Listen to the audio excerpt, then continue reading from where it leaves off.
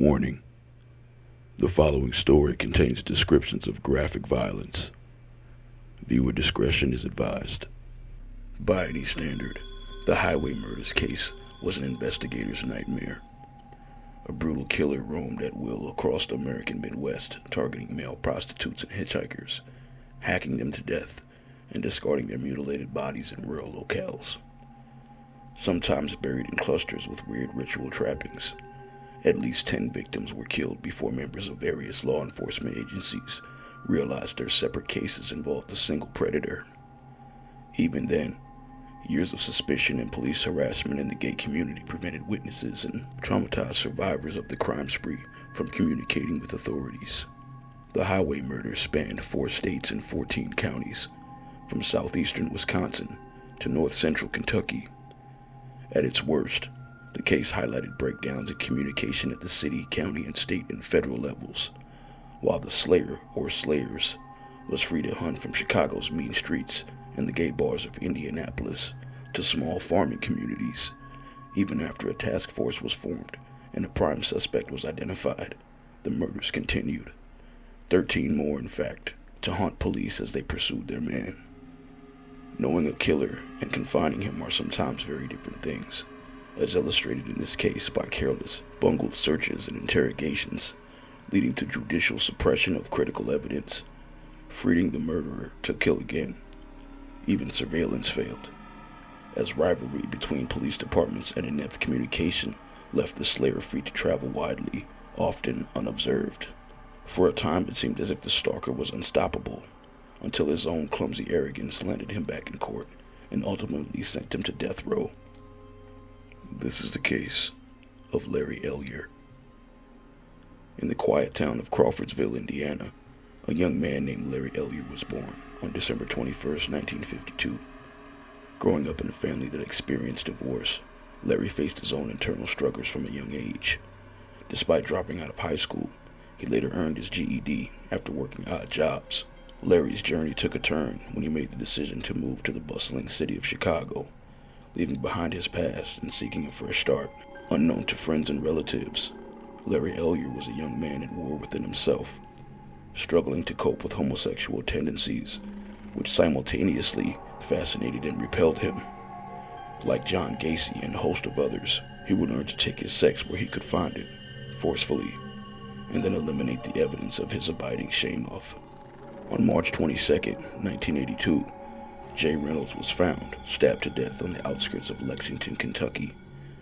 9 months later, on October 3rd, 14-year-old Delvoy Baker was strangled, his body dumped on the roadside, north of Indianapolis. Stephen Crockett, 19, was the victim on October 23rd, stabbed 32 times with 4 wounds in the head, discarded outside Lowell, Indiana. The killer moved to Illinois on November 6th, leaving Robert Foley in a field northwest of Joliet. Police were slow to see the pattern forming, unaware that they had already spoken with one survivor, drugged and beaten near Lowell, Indiana, on November 4th. 21-year-old Craig Townsend had escaped from the hospital before detectives completed their investigation of the unprovoked assault. On Christmas of 1982, Elyer murdered 25-year-old John Johnson outside Belshaw, Indiana. Incredibly, 3 days later he killed 2 more, 21-year-old John Roach in Belleville and 20-year-old Stephen Agan in Newport, Indiana. Elyer was now on cruise control. He settled into the fact that he can now have his homosexual flings and seemingly cover up his disgust by eliminating his lovers and dumping them off the highways around the Midwest. 1983 was no different. He began killing around Illinois. In July of 1983, Elyer was now responsible for 12 murders, and he was now increasingly mutilating his victims after death. The sex and murder was no longer enough. On August 31st, Robert Calise was murdered near Lake Forest, Illinois. He was bound with clothesline and tape and stabbed 17 times. A month later, a police officer in Indiana spotted a pickup truck off the side of the Interstate 65, with 2 men nearby walking towards a group of trees. It appeared that one of the men was tied up when the officer approached them. The bound young man told him that Elyer made homosexual propositions, including asking him permission to tie him up. When the officer searched the truck, he found surgical tape, clothesline, and a hunting knife stained with blood. Elyer was immediately taken in, where forensic experts matched the blood on the knife with that of Khalees. Experts were also able to match tire tracks left at the Khalees site with that of Elyer's truck. You would think that this was enough to put Elyer behind bars, but authorities let him go while they continued their investigation. On October 4th, 1983, 14-year-old Derek Hansen was found dismembered near Kenosha, Wisconsin. Almost 3 weeks later, a John Doe was found near Effingham, Illinois, with yet 2 other victims, this time Richard Wayne and an unidentified male, found dead outside Indianapolis. By this time, Elyer was under intense constant surveillance, albeit not a very good job of it to say the least. Elyer went as far as filing a civil suit with authorities for what he claimed was harassment against the Lake County Sheriff's Office. What he got was arrested for the Khalees murder, seemingly putting an end to a serial killer's reign on the interstates of mid-America. As on February 5, 1984, at a pretrial hearing, it was determined that all evidence recovered from Elyer's truck was not allowed into the court. Elyer was free once again, and embarrassed law officials rushed to regain control of the case that was in the palm of their hands just a few days before. On May 7, 1984, 22-year-old David Block was found murdered near Zion, Illinois. The MO was the same as the other slayings attributed to Elyer. Then Elyer did something that even the local authorities could not botch. In August, the janitor where Elyer lived was led to garbage bags, neatly placed on the sidewalk for removal by his excited dog. When the janitor opened them, he found the dismembered remains of a local 15-year-old hustler named Danny Bridges. Finally, Elyer slipped enough for the authorities to lock him up for good. Convicted of the Bridges murder, Elyer was sentenced to die in July of 1986. Prosecutors announced their intent to seek the death penalty. State's attorneys Mark Rakoczy and Rick Stock assigned to handle the case. Elyer's hopes for acquittal rested with public defenders Claire Hilliard and Tom Allen. David Shippers declined to represent Elyer at the trial, but agreed to serve Hilliard and Allen in an advisory capacity. Elyer pled not guilty to the murder charge on September 13th, and legal maneuvers delayed his trial for nearly 2 years. Finally, the proceedings opened in Cook County Criminal Court on July 1st, 1986, before Judge Joseph Urso. Jurors convicted Elyer of all counts on July 9th, but his fate would be decided in the trial's penalty phase, beginning on September 30th, 3 years to the day since he was stopped by Trooper Kenneth Brule in Lake County, Indiana. On October 3rd, 1986, Judge Urso sentenced Elyer to die for killing Bridges. Elyer was also sentenced to 15 years in prison for aggravated kidnapping and 5 years for attempting to conceal his victim's death. There were still appeals to be filed, but all in vain. 3 years after he was condemned, on October 25th, 1989, the Illinois Supreme Court affirmed Elyer's conviction and capital sentence, fixing his tentative execution date for March 14, 1990. Appeals proceeded on Elyer's behalf, with the anticipation that he could spend years, even decades, on death row.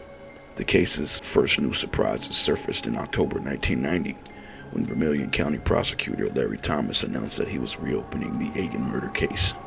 A month later, Elyer agreed to cooperate with Thomas and named an alleged accomplice in that slaying.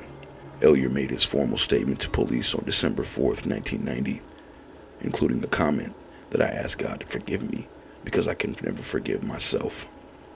4 days later, detectives served as search warrants at the Terre Haute home of Professor Robert Little and at Little's office on the campus of Indiana State University. The items seized included numerous videotapes and some 300 still photographs, including snapshots of Larry Elyer posed in jockey shorts and boots, holding a riding crop. Detained at City Hall, Little answered preliminary questions, then demanded an attorney when his subject matter changed to murder. His lawyer was summoned but never arrived, and Little was soon released without charges. On December 13th, Elyer was escorted to Clinton, Indiana, escorted by Vermilion County Sheriff Perry Hollowell. On arrival, he pled guilty to the Egan murder and agreed to testify against Little at trial. Elyer's statement to Judge John Darnell included the claim that on August 19, 1982, Little asked him, and he did not want to play a scene, allegedly their code for a staged homosexual act climaxed by murder.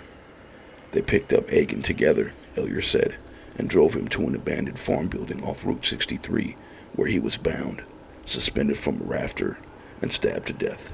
According to Elyer, Little photographed the murder in progress and kept Eygen's t-shirt as a souvenir. On December 18th, Elyer returned to Clinton for a polygraph test, which he reportedly passed. Little surrendered the same day, in Eyler Hot, and pled not guilty to the first-degree murder. He was held without bond, suspended with pay from his university post pending disposition of the case. On December 28th, 8 years to the day after Steve Eygen's body was found, Elyer received a 60-year prison term for the crime. Suddenly, Larry Elyer was a hot property in Indiana. Prosecutors from 5 more counties contacted his attorneys, offering 60-year prison terms if Elyer would confess to unsolved murders in their jurisdictions. He agreed, offering to clear 20 homicides in return for commutation of his death sentence. But Cook County prosecutors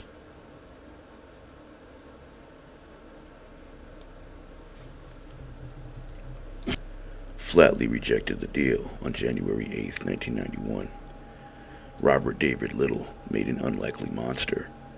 At age 53, a respected professional and former president of the Indiana Civil Liberties Union chapter in Eyler Hot, was regarded by colleagues as innocuous. His worst mistake, most of them said, was opening his home to Larry Elyer between 1975 and 1984, a lapse in judgment that now threatens his very life. Jury selection for Little's trial began in Newport, Indiana, on April 9, 1991. Prosecutor Mark Greenwell was matched against defense attorneys Dennis Zahn and James Voiles. Opening statements were made on April 11th, Greenwell telling jurors that Little had conceived a murder plan on the night of December 19, 1982, after watching a violent porn film, Caligula, with Elyer. A copy of the film on videotape had been seized when police searched his home in December 1990, but nothing else was found to support the murder charge. It rested entirely, as Greenwell admitted, on the testimony of convicted killer Larry Elyer. Without his statement, we don't have a case, Greenwell said. Little's defense countered with the claim that Elyer's statements were self-serving lies. He hoped to save himself by sacrificing Little, they maintained. This is Larry Elyer's story, Voiles observed. What he has chosen to tell you 8 years afterward. To discredit the lie, Voiles and Zahn plan to prove that Little was in Florida visiting his parents on the night Stephen Eygen was killed. Elyer was the state's first witness on April 11th, repeating his tale of murder, inspired and directed by Little. Elyer claimed that Little joined in stabbing Eygen, then masturbated while Elyer finished the job. When he was done, Elyer said, Little had lowered his camera and complained that it went too fast. A new twist was added with Elyer's claim that Little, not Elyer, had murdered Danny Bridges in Chicago. 2 more prosecution witnesses, Mark Miller and Keith Hagelmeyer, testified on April 11th that they had posed nude while Little snapped photographs, but neither recalled any violent behavior, and their testimony added nothing to Little's acknowledged interest in nude photography. Eygen's grisly murder was portrayed for jurors on April 12th. Greenwell, displaying photographs in bloody clothes before criminologist Michael Goldman, described how Eygen's body was cut open and his intestines were hanging out in the open. Pathologist John Pless confirmed that Eygen's murder was the worst case I've seen without the body having been cut into pieces. Still, nothing was produced connecting Robert Little to the crime. The defense case was simple, branding Elyer a liar and presenting an alibi that placed Little hundreds of miles from the crime scene. His mother testified that Little never missed a Christmas visit to Tampa between 1958 and 1990, adding that he had arrived in Florida before December 19, 1982. A neighbor confirmed Little's presence in Tampa, but thought he might have arrived as late as December 22nd or 23rd. Greenwell produced documents proving that Little's car had been repaired at a Clinton, Indiana garage on December 21st, 1982, with the bill paid in cash, but none of his witnesses from the garage could remember who bought the car. Money had also been withdrawn from the automatic teller at Little's bank shortly after midnight on December 22nd, 1982, but then again, there were no witnesses to the transaction. Little declined to testify, putting his trust in the jury, and his faith was rewarded with acquittal on April 17, 1991. Mark Greenwell declared himself a little disappointed, but not surprised by the verdict, freely admitting that star witness Elyer had gross credibility problems. The sole convicted highway killer ran out of time on March 6, 1994, stricken with AIDS-related complications. Elyer died that day in the infirmary at Pontiac Correctional Center. Before his death, he confessed to 21 murders, vowing that he was joined in 4 of the crimes by an accomplice still at large. Elyer's lawyer announced her intent to aid survivors of those victims in suing the alleged accomplice for wrongful death, but no such litigation has been filed to date. For more content, like, share, subscribe, and hit the notification bell. Thank you.